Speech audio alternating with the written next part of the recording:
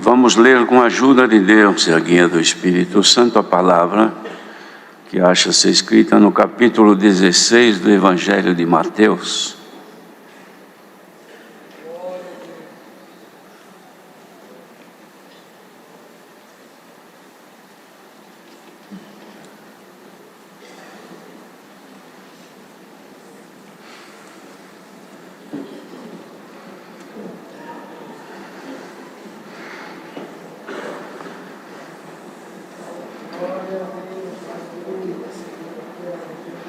Vamos ler então com a ajuda de Deus. E chegando os seus fariseus e os saduceus para o tentarem, pediram-lhe que lhes mostrasse algum sinal do céu. Mas ele respondendo disse-lhes: quando é chegada a tarde, dizeis, haverá bom tempo, porque o céu está rubro. E pela manhã, hoje haverá tempestade, porque o céu está de um vermelho sombrio. Hipócritas, sabeis diferenciar a face do céu e não conheceis os sinais dos tempos. Uma geração má e adúltera pede um sinal, e nenhum sinal lhe será dado, senão o sinal do profeta Jonas. E deixando-os, retirou-se. E passando os seus discípulos para a outra banda, tinham-se esquecido de fornecer-se-lhe pão. Jesus disse-lhes: adverti e acautelai-vos do fermento dos fariseus e saduceus. E eles arrazoavam entre si, dizendo: é porque nós não nos fornecemos de pão. E Jesus, percebendo isso, disse: por que arrazoais entre vós, homens de pouca fé, sobre o não vos terdes fornecido de pão? Não compreendeis ainda, nem vos lembrais dos 5 pães para 5.000 homens, e de quantas alcofas levantaste? Nem dos 7 pães para 4.000, e de quantos cestos levantaste? Como não compreendeste que não vos falei a respeito do pão, mas que vos guardastes do fermento dos fariseus e saduceus? Então compreenderam que não dissera que se guardasse do fermento do pão, mas da doutrina dos fariseus. E chegando Jesus às partes de Cesareia de Filipe, interrogou seus discípulos, dizendo: quem dizem os homens ser o Filho do Homem? E eles disseram: uns João Batista, outros Elias, e outros Jeremias ou um dos profetas. Disse-lhes ele: e vós, quem dizeis que eu sou? E Simão Pedro respondendo disse: tu és o Cristo, o Filho de Deus vivo. E Jesus respondendo disse-lhes: bem-aventurado és tu, Simão Barjonas, porque te não revelou a carne e o sangue, mas meu Pai que está nos céus. Pois também eu te digo que tu és Pedro, e sobre esta pedra edificarei a minha igreja, e as portas do inferno não prevalecerão contra ela. E eu te darei as chaves do reino dos céus. E tudo o que ligares na terra será ligado nos céus, e tudo o que desligares na terra será desligado nos céus. Então mandou a seus discípulos que a ninguém dissessem que ele era o Cristo. Desde então começou Jesus a mostrar aos seus discípulos que convinha ir a Jerusalém e padecer muito dos anciãos e dos principais dos sacerdotes e dos escribas, e ser morto e ressuscitar ao 3º dia. Pedro, tomando-o de parte, começou a repreendê-lo, dizendo: Senhor, tem compaixão de ti, de modo nenhum te acontecerá isso. Ele, porém, voltando-se, disse a Pedro: para trás de mim, Satanás, que me serves de escândalo, porque não compreendes as coisas que são de Deus, mas só as que são dos homens. Então disse Jesus aos seus discípulos: se alguém quiser vir após mim, renuncie-se a si mesmo, tome sobre si a sua cruz e siga-me. Porque aquele que quiser salvar a sua vida, perdê-la-á. E quem perder a sua vida por amor de mim, achá-la-á. Pois que aproveita o homem ganhar o mundo inteiro se perder a sua alma? Ou que dará o homem em recompensa da sua alma? Porque o Filho do Homem virá na glória de seu Pai com os seus anjos, e então dará a cada um segundo as suas obras. Em verdade vos digo que alguns há dos que aqui estão, que não provarão a morte até que venha vir o Filho do Homem no seu reino.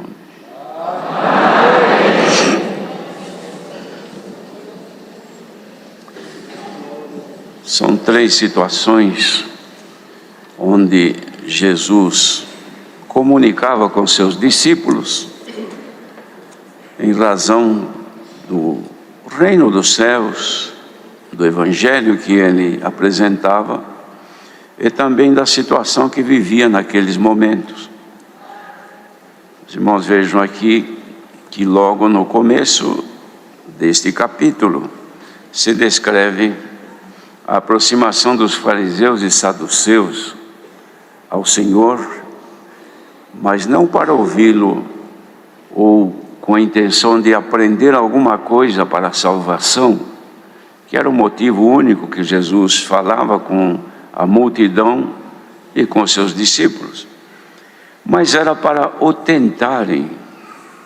Então a intenção deles não era de aprender ou de conhecer a vontade de Deus através do Senhor, mas era provocá-lo, a fim de ver se ele caía em alguma contradição, algum erro. E nesta condição pediram ao Senhor que mostrasse algum sinal do céu. E o Senhor então disse, respondendo a eles, falou: quando chega a tarde vocês dizem que haverá bom tempo, porque o céu está rubro. E de manhã, vocês observando e vendo que os céus está assim, tanto vermelho, vocês já dizem que haverá tempestade naquele dia. Mas vocês são todos hipócritas. Vocês sabem diferenciar a face do céu, olhando e vendo, já dá para prever o que pode ocorrer naquele dia. No entanto, vocês não conhecem os sinais dos tempos. Isto vocês não têm conhecimento. E depois lamenta e diz assim: uma geração má e adúltera pede um sinal. Mas nenhum sinal será dado para esta geração, senão o sinal do profeta Jonas. E deixando, retirou-se dali. Então os irmãos vejam que o Senhor Jesus, ouvindo este pedido desses homens, que eram os anciãos da igreja, os sacerdotes, ou melhor, os fariseus e os saduceus, ele não respondeu diretamente o que eles queriam ouvir, mas percebendo a intenção deles, chamou-os de hipócritas, porque eles conheciam o que era da terra, mas os sinais que eles buscavam eles não conseguiam ver.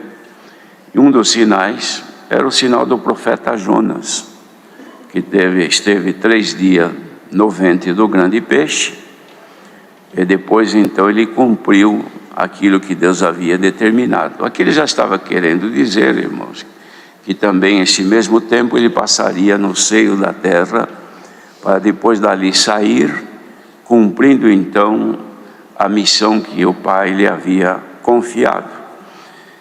E passando então seus discípulos para outra banda, isso é, chegaram no destino, esqueceram de levar pão. E eles, preocupados então com isto, o Senhor falou para eles: mas vocês não devem se preocupar com a falta de pão, mas se preocupar com o fermento dos fariseus e saduceus. Este fermento, como os irmãos ouviram, não era o fermento que modifica a farinha que se faz o pão. Era um sentido espiritual, que era então a doutrina que os fariseus e saduceus apresentavam sempre contra o evangelho que o Senhor Jesus mostrava. E então, os discípulos, ouvindo isso, compreenderam que Jesus não estava falando do pão, porque ele tinha feito milagres quando não havia pão, ou que o pão não era suficiente. Mas aí eles compreenderam que deviam se guardar deste fermento, ou seja, desta contaminação doutrinária que eles apresentavam já nos dias do Senhor Jesus. Mas isto, irmãos, não terminou. Ao longo de toda a história e dos séculos que se passaram, quando então o Evangelho do Senhor Jesus tem estado no mundo e continua ainda até quando Deus assim permitir, haverá sempre o risco da contaminação com esse fermento doutrinário, ou seja, coisas e pontos de doutrina opondo-se ao Evangelho do Senhor Jesus. E ele dizia que eles tinham que acautelar-se, isto é, tomar cuidado. Este mesmo cuidado também é recomendável a todos nós, que estamos sujeitos também a ouvirmos coisas que contrariam aquilo que já temos ouvido para a nossa salvação. Mas nós devemos ter cuidado. E aqui agora, irmãos, nos 2 parágrafos, os irmãos percebem que este fermento, ou seja, este mal que muda os princípios da fé, ele tanto engana de um lado quanto do outro, tanto pela própria fé como pela descrença. Então aqui, pela confiança e fé que Pedro já possuía na obra do Senhor Jesus, o Senhor então perguntou para eles: o que vocês acham ser o Filho do Homem? Quem diz as pessoas? Aí um dizia, deve ser João Batista, outro Elias, Jeremias ou um dos profetas. E vocês? Quem vocês dizem que eu sou? E Pedro então respondeu já imediatamente, pela fé que o Senhor já havia dado a ele e havia crido: tu és o Cristo, o Filho do Deus vivo. E Jesus respondendo disse-lhe: bem-aventurado és tu, Simão Bar-Jonas, Simão, filho de Jonas, porque te não revelou a carne e o sangue, mas meu Pai que está nos céus. Isto, irmãos, foi uma certa consolação, porque Pedro ficou feliz em saber que nele se apresentou a revelação de Deus, o Pai, em confirmar que Jesus era o Filho de Deus.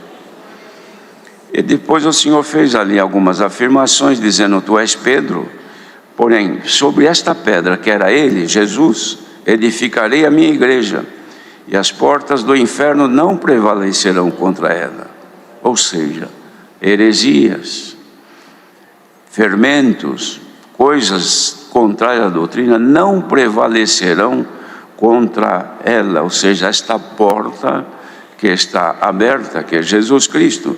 As portas do inferno não prevalecerão contra a igreja, porque como o Senhor estava com eles fisicamente, e depois que voltou já não mais fisicamente, mas enviou o Espírito Santo para guiá-los em toda a verdade, o mesmo poder que estava entre eles por Jesus fisicamente, também estaria com aqueles que crescem no Senhor Jesus e pela fé receberiam o Espírito Santo.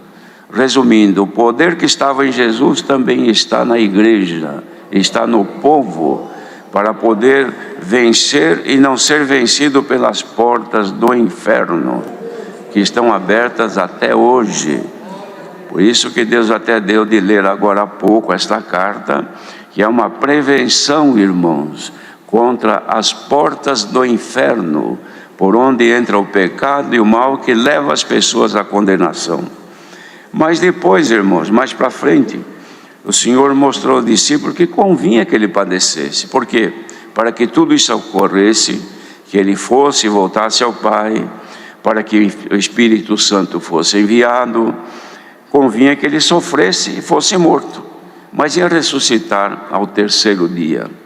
Nesse momento, então, irmãos, aparece o fermento dos fariseus naquele que agora há pouco tinha confessado que Jesus era o Filho de Deus. Pedro, a sua boca há pouco tempo atrás confessa que Jesus era o Filho de Deus, mas agora, movido por este fermento que estava entre eles, o Senhor Jesus, quando diz isso, Pedro separa ele, puxa ele de lado e diz: olha, repreende o Senhor, como se fosse ele o mestre. Nunca isso acontecerá contigo, tem compaixão de ti. Repreendeu o Senhor. pensando que estava ajudando, porque ele estava sendo movido agora pelo fermento que contrariava os planos de Deus em seu Filho Jesus Cristo. Quando ele fala isso, irmãos, pensava até que o Senhor elogiasse, por estar demonstrando uma certa compaixão, uma amizade, mas o plano do Senhor era outro, e ele conhecia os corações. Respondeu para Pedro assim: para trás de mim, Satanás, você não sabe, você me serve de escândalo, e não sabes e nem compreende as coisas que são de Deus, mas só as dos homens. Deus nos guarda, irmãos, que ainda que muitas vezes pensemos que estamos servindo a Deus, mas sob influência das heresias que existem neste mundo, que vem pelo fermento de tantas coisas que acontecem, que nos atingem, venhamos a nós pensar que estamos agradando a Deus e estamos nos opondo à obra do Espírito Santo. Então é necessário que cada um tenha sempre o cuidado para que não sejam tomados nem influenciados por nenhuma virtude maligna que engana. Veja que Pedro, há pouco tempo atrás, confessa que Jesus era o Cristo de Deus, e daqui a pouco o Senhor repreende, porque estava sendo movido pelo adversário. Irmãos, Deus nos guarde disto, porque ninguém está livre disto, não. Todos nós corremos o perigo de, ao mesmo tempo que pensamos ou que agradamos a Deus em alguma coisa, pela nossa ignorância ou falta de conhecimento, venhamos a nos opor à obra do Espírito Santo. E isto para nós é um perigo, porque quem assim faz pode estar cometendo pecados. E o Senhor manda a palavra para nos guardar desta fermentação maligna que no mundo existe hoje, para mudar os planos de Deus na nossa vida. Isto quer dizer, a pessoa pode ter planos de Deus anunciados profeticamente, ou pela palavra, que também é uma profecia, e crer que o Senhor fará determinada obra ou determinada coisa na sua vida. Mas depois, influenciado por coisas contrárias à palavra de Deus, às vezes com certa permissão de cumprir atos pecaminosos, pensando que o Senhor não se incomoda com isso, estarão então sendo usados por espíritos das trevas, contrário à palavra de Deus, pensando que estão bem diante de Deus. E o Senhor manda a palavra para iluminar a nossa mente e os nossos olhos e limpar os nossos caminhos, irmãos. Aí o Senhor Jesus percebeu que Pedro podia ficar triste com aquela repreensão tão dura. Mas então o Senhor, na sequência, disse assim: se alguém quiser vir após mim, renuncie-se a si mesmo, tome a sua cruz e siga-me. Porque aquele que quiser salvar a sua vida, perdê-la. Não é que a pessoa que está cuidando da sua vida vai perder, não é isto. Salvar a sua vida, isto é, salvar o seu viver, mesmo contrário à palavra de Deus, achar que deve viver assim, andando no erro, na desobediência, mas não concordar com a vontade de Deus, esse aí corre o risco de perder a vida, ou seja, a vida eterna. Mas quem perder a sua vida por amor do Senhor, não é que vai morrer por amor do Senhor, mas quem deixar de cumprir as concupiscências da carne, resistir ao pecado por amor do Senhor, esse vai conservar em si o direito da vida eterna. Então diz: o que aproveita o homem ganhar o mundo inteiro se perder a sua alma ou a sua vida? E o que o homem poderá dar para a recompensa da sua alma? Ou seja, para fazer valer as promessas de salvação, o que o homem pode dar? Dinheiro, riqueza? Isso não. Mas depois dizia: o Senhor virá, o Filho do Homem virá da glória do seu Pai, com os seus anjos, e dará a cada um segundo as suas obras. Mas depois então fez ali uma proposta.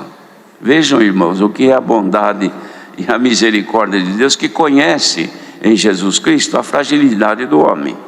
Falou: olha, entre vocês aqui, eu digo que alguém daqui não vai morrer sem antes ver o Filho do Homem no seu reino. E ficaram os 12 pensando: o que será isso? E logo depois, a seguir, uns dias, o Senhor chama Pedro, João e Tiago, e chama ele: olha, vamos subir aqui no monte comigo. E eles subiram, sem saber o que Jesus ia fazer. Pedro, que estava, de certa forma, triste, porque ele pensava: eu agradei o Senhor de um lado, falando que ele era o Filho de Deus. Pensei em agradar a ele depois, querendo livrar ele do sofrimento. Era o inimigo que estava falando na minha boca. Então eu estava triste. Mas vocês vão subir no monte comigo. E Pedro subiu também.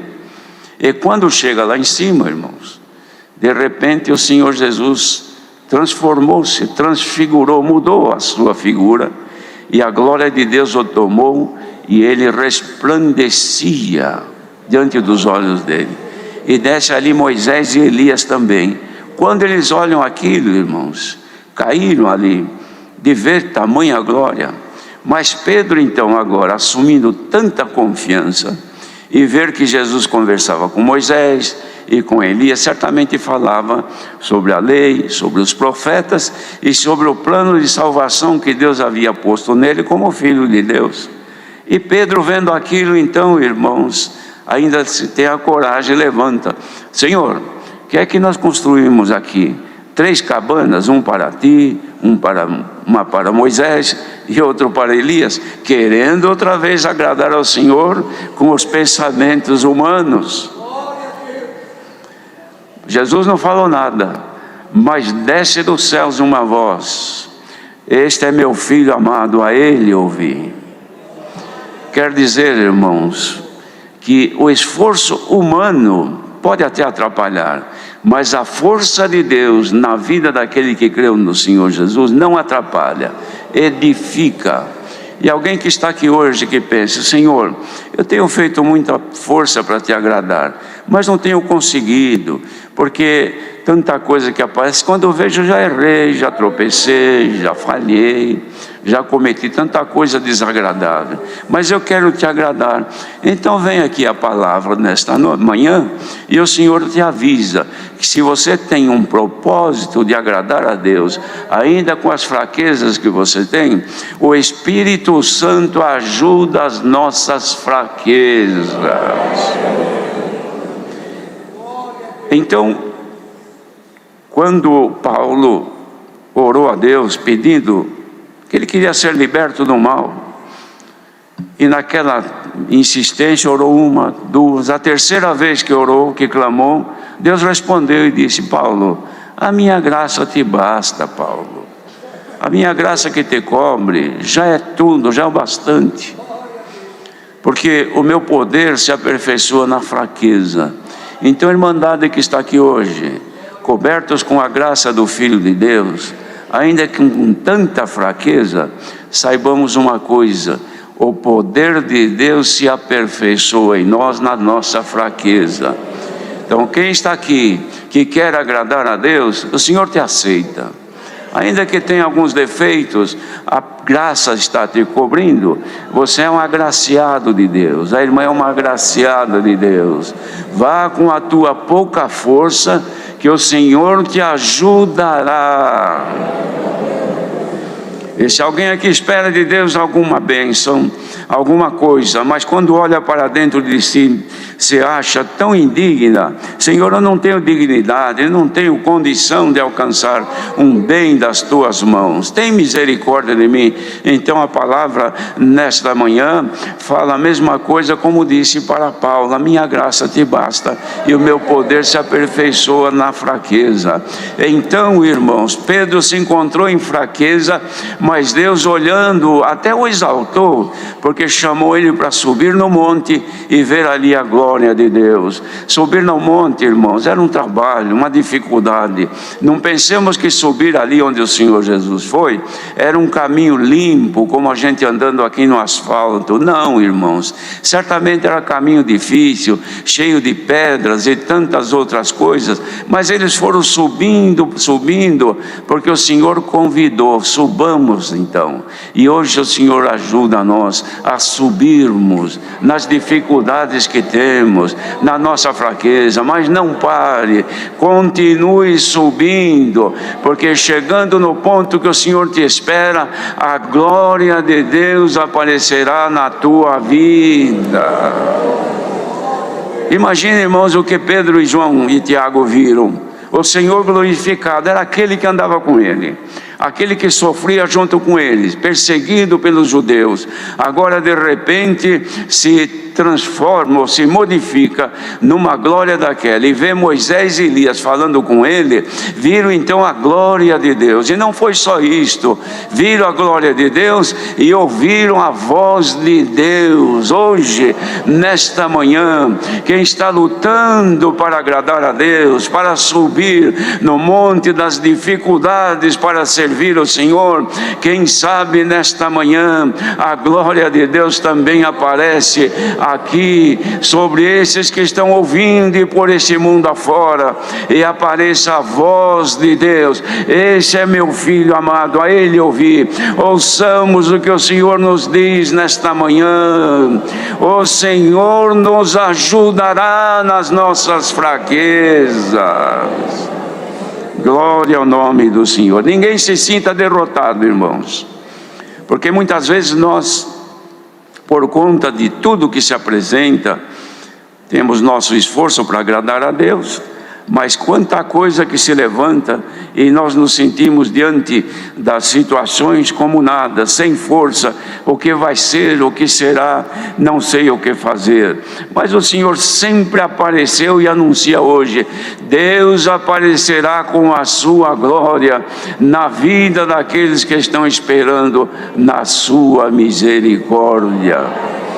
Que Deus nos dê força de vencer. Ninguém seja vencido pelas dificuldades, pela dor, pelas enfermidades, pelas coisas deste mundo que se opõem. Consideremos que o Senhor avisa pela palavra, como sempre tem feito. Ele está conosco e nos fará mais do que vencedores por Jesus Cristo que nos amou. Então ninguém saia daqui hoje triste: o que será de mim? Será alegria e paz que a palavra nos dá nesta manhã. Quem está entristecido pelas dificuldades e situações intransponíveis, alegra-te agora na presença de Deus, porque Ele te dará a mão e tu chegarás ao ponto que o Senhor está te esperando. Deus seja louvado. Agradeçamos a Deus em oração.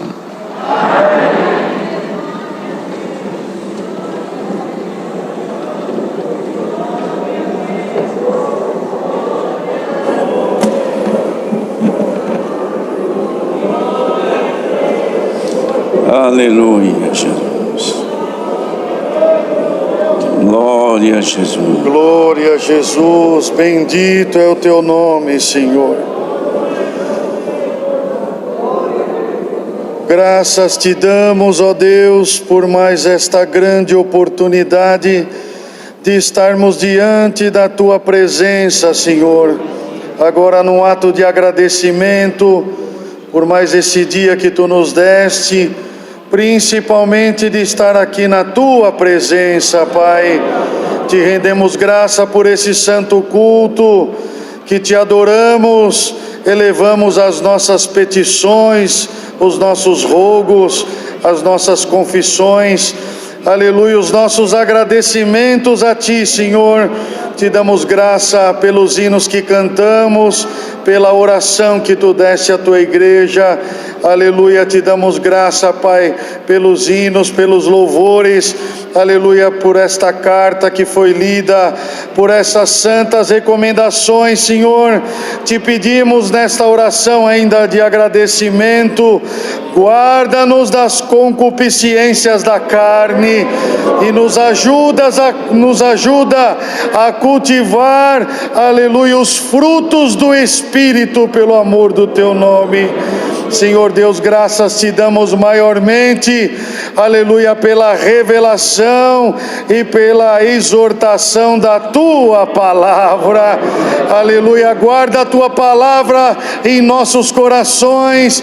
Aleluia, no momento da exortação, Senhor, nos sentimos igual Pedro, Pai, em tantos momentos nos confessamos, aleluia, e confessamos que o teu Filho é o Cristo, é o verdadeiro Cristo, Filho de Deus, mas em certos momentos falhamos, erramos e te pedimos, nos perdoe pelo amor do teu nome, e graças te damos porque temos a tua palavra que nos justifica, que nos limpa, que nos perdoa e que nos diz que vai nos ajudar. Senhor, a tua igreja agora, numa santa e perfeita comunhão, te roga e te pede, nos guarda para aquele dia herdar a coroa da vida eterna.